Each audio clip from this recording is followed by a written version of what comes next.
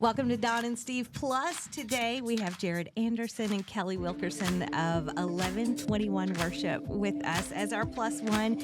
And so excited to introduce you to our Don and Steve Plus family. There's history of ministry here that goes way back, much older than either of you. Yes, thank you. Yes, you're welcome. Kelly, before we get to today and what the Lord is doing through 1121 Worship, let's go back. It's like 47 plus years. World Challenge, your father-in-law, Yes, David Wilkerson, Yeah. he is the one that founded that. Tell us a little history about what World Challenge is and what it does. Yeah, absolutely. It's World Challenge started right after Teen Challenge got up and moving. And then my father-in-law, David Wilkerson, was getting invitations across the nation to come and to preach and to evangelize. And this was the David Wilkerson of Cross and Switchblade. That's correct. And many of us of our generation probably read that book or saw the film or something. Yeah, the Cross and the Switchblade. Yeah. So, Watch the movie. yeah, so that story is 66 years old. Wow. So going on 67 years. And actually, it was in February of 1958 where my father-in-law read that article in the Life magazine where he saw the youth that had, they were convicted of murder in the park of a young man. So he went to, he just felt compassion to go and share the gospel. And then he ended up having a rally, and then Nicky Cruz met Christ. And so from that, it all just kind of snowballed and grew and grew. And so he was traveling the nation and ended up in East Texas because he hated flying. And a bus coach was easier to get from coast to coast. And so they moved to East Texas where I was being raised. And so a mutual friend introduced Gary and I. But at the time, I think I was 16 when I met Dallas Holm at a softball game, our church and Twin Oaks Ranch. Like where Dallas Holm, Christian recording artist. Dallas Holm. Okay. Yes, because he traveled with my father-in-law and the Crusades. And so, Rise Again came out, and that just took the Christian world by storm. I mean, that was an amazing song. Hearing the voice of Jesus talk about his crucifixion and his death and his resurrection. So, so World Challenge, it blossomed into this amazing ministry. And then as my father-in-law's invitations got broader around the world, and then he's so generous that wherever he would go, if it was in Poland or Romania or Brazil, whatever, if there was a need there, he would just say, we're going to help. And so the missions department at World Challenge grew out of that. So today, after 53 years of ministry, World Challenge, we are still practicing pure religion. So caring for orphans, widows, and the oppressed. So those that are just because of maybe a government regime or persecution, they can't or don't hear the gospel, and then we plant churches there. So World Challenge is still at it with message and mission. So that's so cool. Thank you for asking. Yeah. So what does that look like in different parts around the world today? Because certainly the ministry has had to have changed a lot over 5 decades. Right. Yeah, we've tried to modernize, So probably about 6 years ago, we moved our headquarters out of Texas into Colorado Springs, and there was a lot of digitizing things and, recording records and sermons and all of that. So, but it's, where you go for the need. So when Gary and I traveled to Romania and we visited, this is just after the wall fell in Eastern Europe. So we were touring a hospital of all things, and the doctors just let us down this wing, and there was a room filled with babies, and they were just in cribs. And so we're like, well, who's taking care of them? And they said, well, we don't have the staff or the manpower or, what they need. So basically it was like give them maybe 2 bottles a day and change their diapers once. And so we were actually there with 2 of our children. One was 5 and one was 14 months at the time. And Gary and I are like, we can't just leave them here. And so Gary approached the doctor and said, well, if we have a place for them, will you give them to us? And he said, absolutely. Wow. Wow. So we went back to New York and made an appeal at Times Square Church. And there were 2 single women at the time that said, yes, we'll go. And so, yeah, so we got all 14 of the babies. And the sanctuary is an orphanage that is still there today. Wow. So it's just, if there's clean water needed, we'll partner with ministries that do clean water if they need care. Widows are taken care of by, food baskets. Maybe they need dental work. They might need a new roof on their home, so Sure. it's just, Hands and feet of Christ. caring for the poor. Wow. And music is a very big part of the outreach as well. I mean, your hands and feet of Christ, and then there's the music component. And I know you're part of the worship team Right. with 1121 Worship. Jared, you are as well. That's right. But now, unless I'm wrong, Rise Again's older than you are. Just a little bit. That's what I Smidge. thought. That's what I thought. Yeah. When did you first hear But the I'm song? reaching. When did I first hear the song? A year ago? Okay. Yeah. So Really? you didn't grow up knowing the song as No. Dallas did it. No, What'd you it think when was you heard before my time. it? I was like, wow, okay, this is great. It's a lot. We kind of picked up the tempo. It was very ballady, Yes. Yeah. if you will. Yeah. But we just sang it around the studio, here, there, and everywhere, and it was like, oh yeah, Yeah. we should do this. It's so good. No. I'm like, Jared, you got to do this song. Yeah, yeah, this one. Yeah. So So maybe it was to your benefit Right. that you didn't hear the song Yeah, until like a ignorance year ago, bliss. because Yeah. I would Yeah. think for some artists, you'd be like, I don't know that you touch a song like that. Yeah. It had such for some of us, such an iconic song. And, Yes. Mhm. God has used that so many times in so many different ways, and it has held up over time. Oh, So yeah. you're like, man, do I dare touch this thing? Right. It doesn't sound like maybe there was any of that. No. Because, You weren't scared. okay. yeah, He wasn't I wasn't scared. scared. Yeah. No I'm not scared. scared. No. And so as you began to, sing the song and whatever, was it just kind of falling into, oh yeah, this is the way we need to do it? It was, yeah. It there's been multiple ways in which that's happened. We've when we've written together or tried something, and it starts one way and ends completely different. We're not really sure how we got there, but we like it. Mhm. So Yeah. it's like, okay, this is a creative process we can really sink our teeth into and trust, right? Just that it's going to end up the way it's supposed to, and we get to discover it together, and that's the beautiful part Yeah. of Rising Again, shall we? It is such Nicely a cool done. song, though. Yes, well Yeah. well done. And as you sing it, as you're on the platforms, you're sharing it. Now, of course, you can stream it. I've been listening to it, and a really well done remake of a classic song, which I would have been afraid to touch a Yeah, song me like too. that. It would have you. been very intimidating. So it's kind of nice, like Steve said, that you're younger than the song. It wasn't intimidating at all. As you guys collaborate, though, like what does that look like? The Lord makes some of us creatives, and it seems that He's brought you two together for this season to pen songs that point to Him. This is what I noticed about 1121 worship. Is there prayer time? Is there collaboration time? What are you talking about, Jared? What are you Yeah, doing? there is. That's interesting you say that because, as Kelly and Gary approached me about connecting with their ministry and their conferences, and so I was a pretty wide open person. I was like, well, we're here. I could do this. Sure, this sounds great. Let's at least try it. And so we met at the studio, and it was like, well, we're just going to pray for a while. And I was like, oh, okay.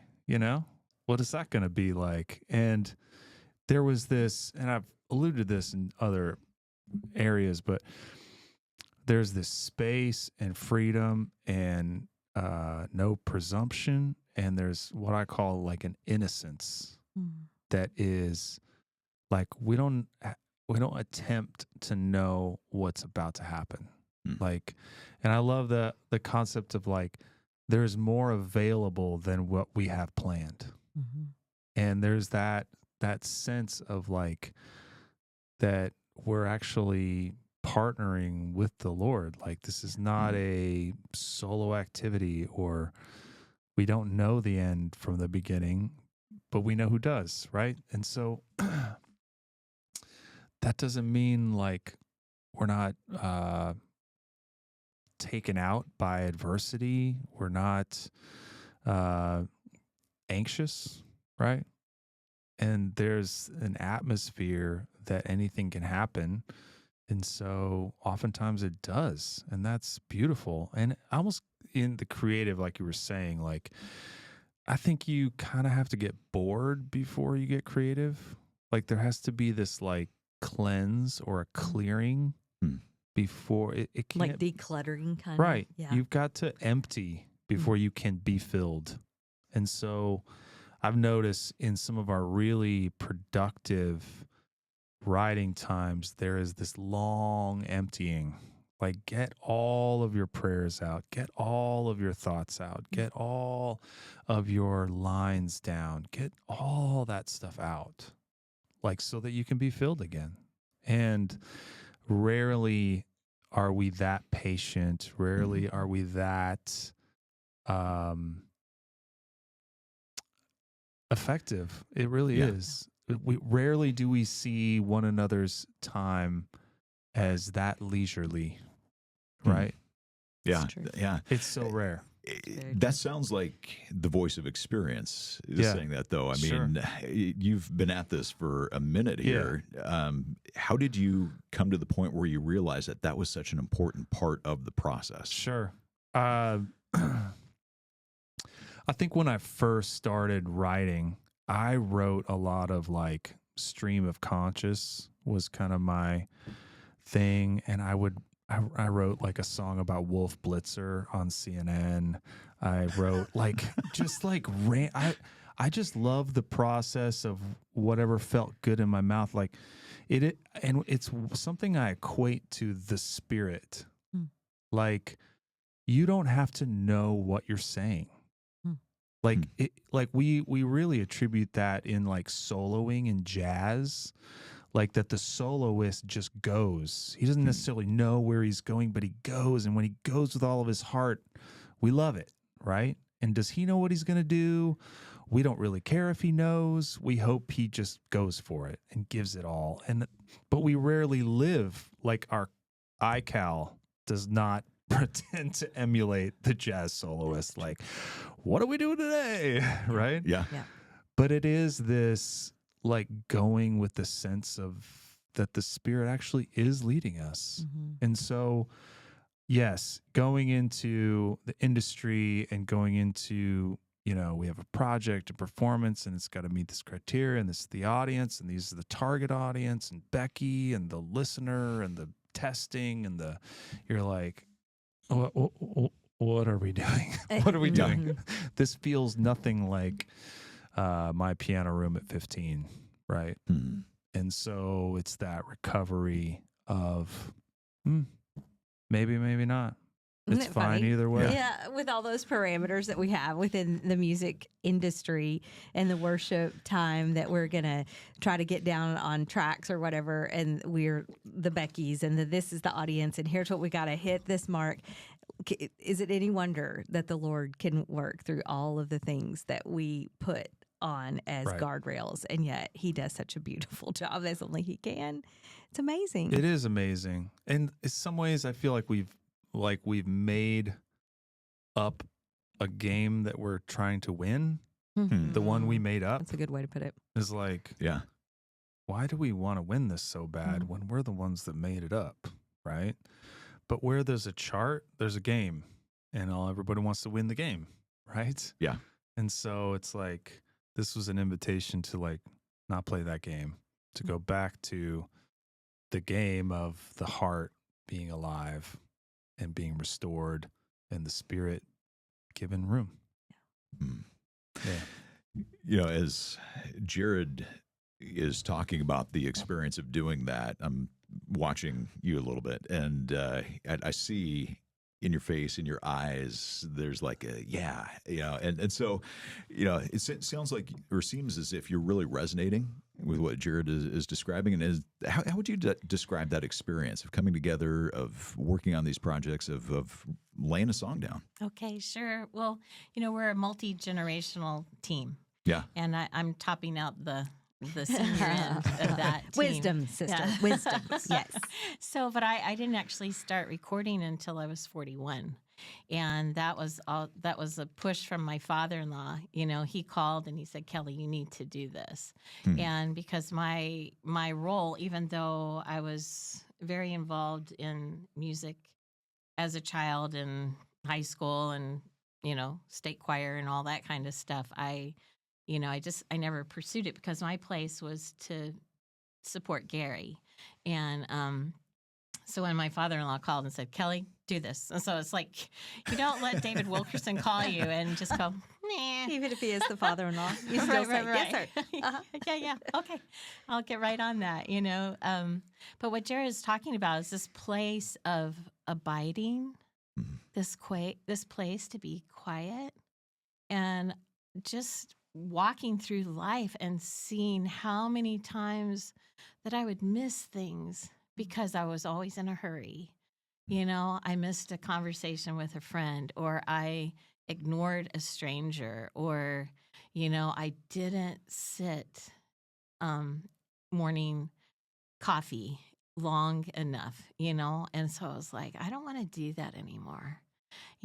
Life is too short to let all of these moments of abiding and having that supper with Jesus to, scarf down some food and say, "Hey, see ya. Great, great time together." And I didn't even let him get a word out, And so I was just like, blah, blah, blah, blah, blah, talking, eating, and out, But he's there patiently waiting and having just, connecting and being in his presence and letting him talk to me. I've missed it, because I was in such a rush. And so when the Lord provided this space and this opportunity to have the studio, I was like, we're not moving. We're not going one step until we are certain that he's done talking to us. He's done, and he says, "Okay, it's okay, Mm. let's move now, let's think about this process. Let's go on to the next thing." And so God has given me courage Yeah. to say to my younger team, it's like, we're going to wait. We're going to stay right here because this is where life comes from, This is where it is. He's the way, he's the truth, he's the life. And we're not going to connect there if, I'm all about all this other stuff, So, Yeah. He is the way, the truth, the life. We abide with him to find that strength. Jared, is this season with 1121 Worship any different than what you've experienced in Christian music along the journey? Because every experience is a little different. That's a great question.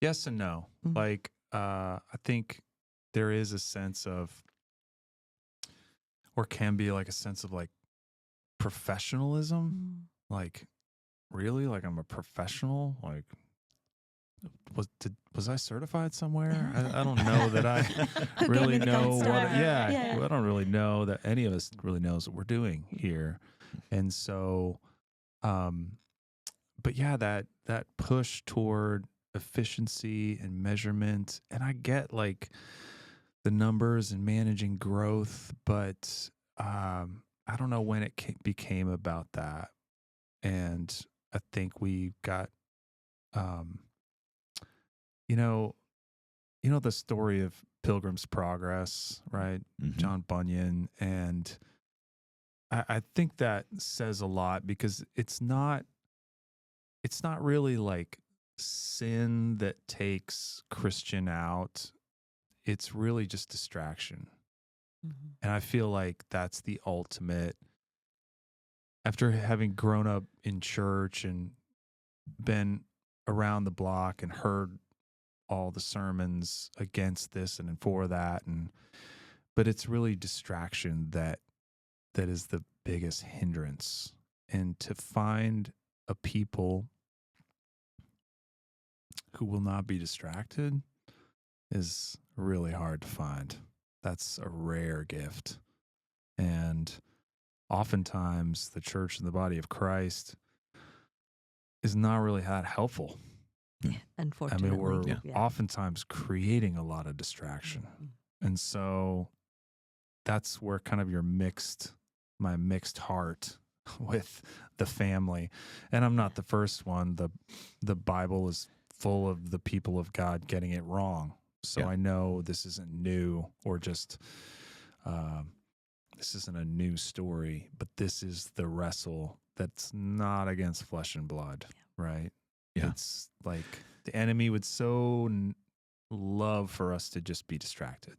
Mhm. And so that's what kind of in this season drawing me to back to the first love space that is not burdened or muddled with distraction.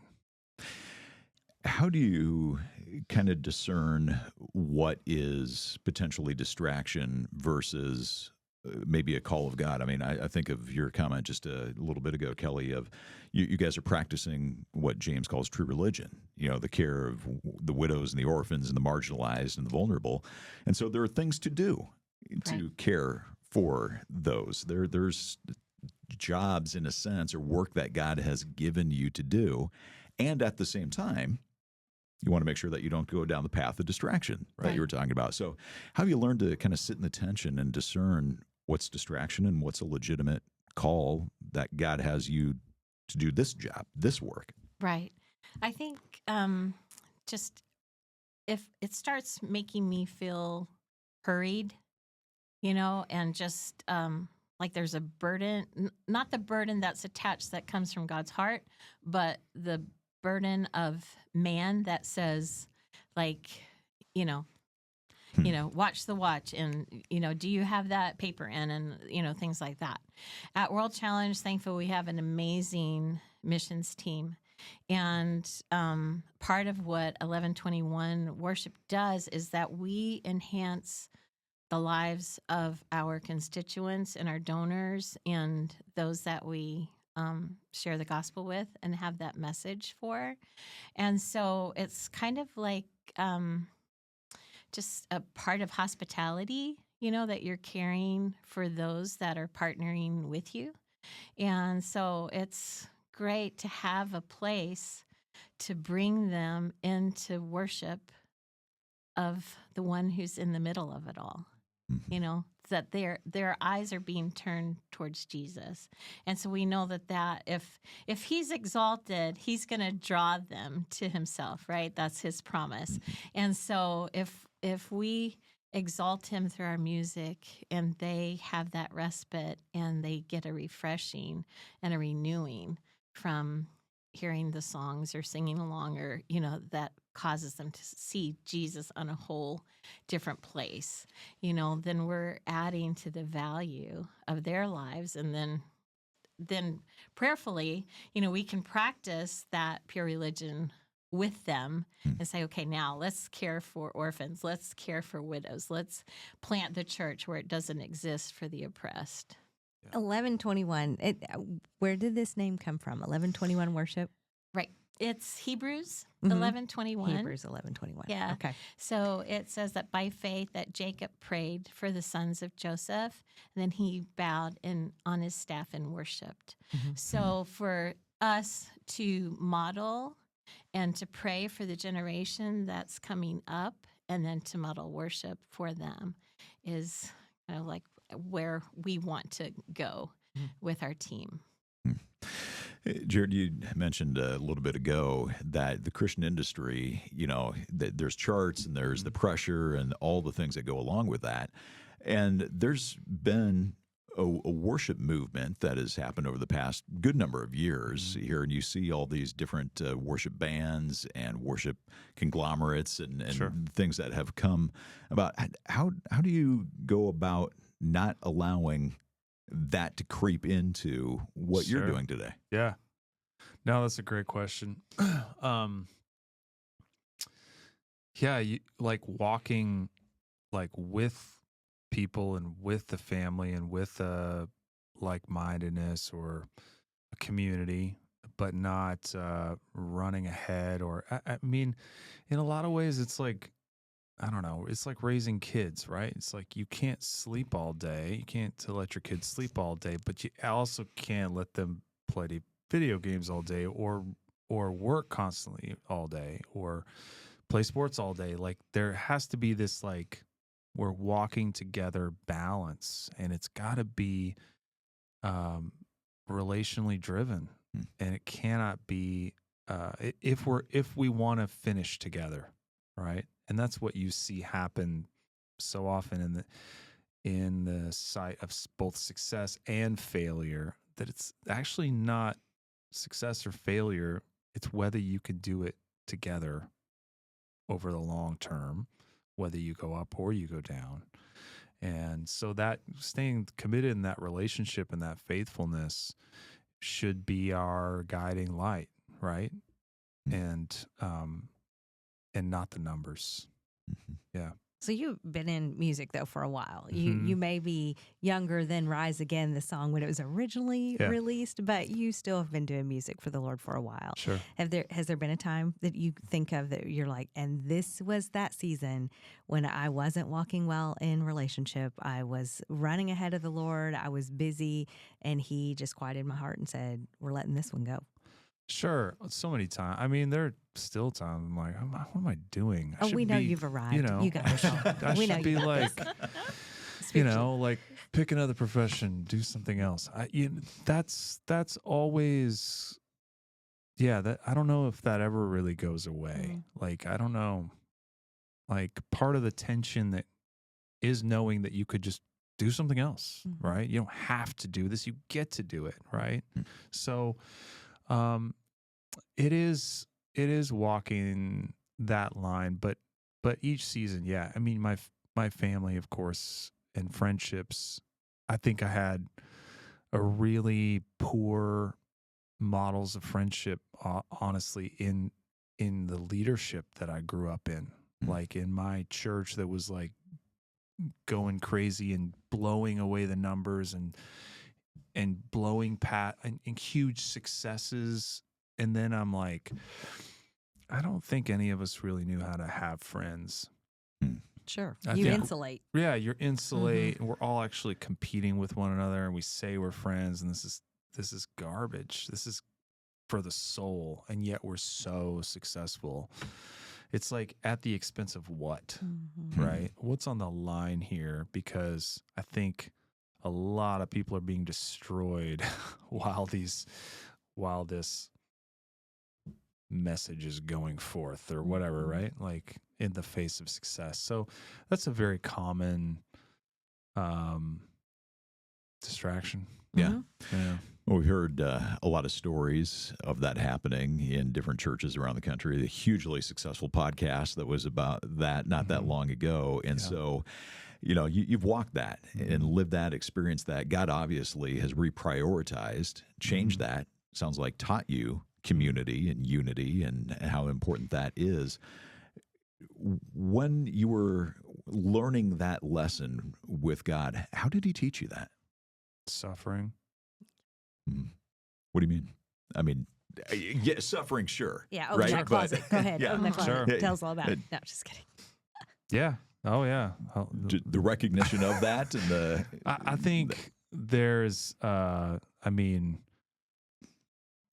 growing up in a church where our pastor exploded, Ted Haggard, in 2006. Yeah. My wife grew up under a pastor that was totally abusive and is a victim of adult clergy sexual abuse, and he's still ministering today. Like, it is.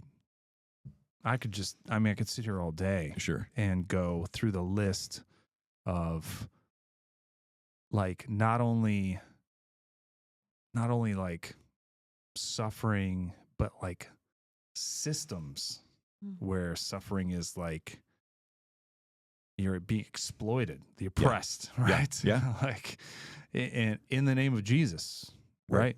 So Yep. this is, when people are like atheist for life, it's like, You get how they got there. totally, man. Right. Yeah. Like, you're not crazy. Like, this is really hard. Like, this is really messed up. Like, it's really, we're getting more of it wrong than we're getting right, So there's, in whatever successes that different organizations have had, there often are like a trail of bodies in the wreckage, right? Yep. And so I just don't think you can ignore that. And we have to go back and like repair. Like, I'm still walking with people, and even my own heart that was damaged as a young, I grew up in this church, like he did my wedding. I grew up with his kids. This is all that I knew, right? Yeah. Yep. And to go, oh man, like, I'm not sure I'm making it today. I just want to blow it all up and walk away, honestly. Like, that's real. Like, I watch people in my life that I'm very close to and love. My wife grew up in a church like that, the Willow Creek Church, and got saved there, and all the things that have happened with that. I mean, church hurt is a real thing. Oh, and so obliterating. What was it that caused you though to not walk away, to not throw it up, not to? I don't know. I might still. Right? Like I'm not above walking away. I'm still like, holding that like tenderly. And yet, I don't know, there's just been like just enough, to keep going, like just enough good, solid friendship. Oh man. I mean, this is like back in May.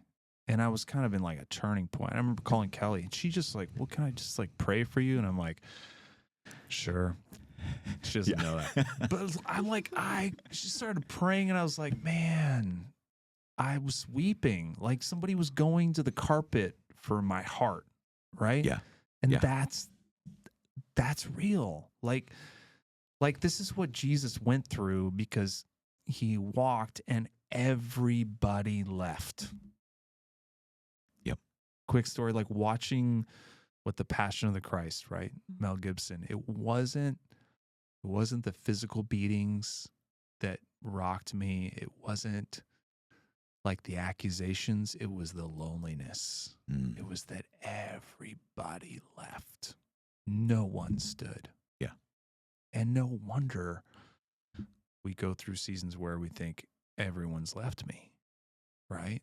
Because we're walking with Jesus. Right. Like that's what happened to him. And so when you're in the faith, it's still ahead. Like, and I can't say like it's never going to happen. I'm not saying like you're always going to believe that he's with you, because I've been pretty convinced that he wasn't there. Right? I can't say that I've gone through that I haven't gone through seasons of doubt or seasons of the desert. Like, that's part of it. It's the normal Christian experience. Right. It is the normal experience. And I think we need to like normalize and wake up to the suffering that's in there, and maybe not sell the nice parts so hard, Like there is a taking up your cross, and it sucks. Yep. Yep. It does. I should have grabbed my Bible. So I was just reading this, like in 1 Peter, when he talks about 3 things that we're going to experience as real believers, and they were all to do with suffering. Yeah. Every last one of them. And it's like, we don't wake up and say, Lord, if you love me, you're going to bring suffering into my life today. No. And yet we have flipped it on its head, thinking that if it's all good, then that's God. But if it's hard, then it can't be the Lord.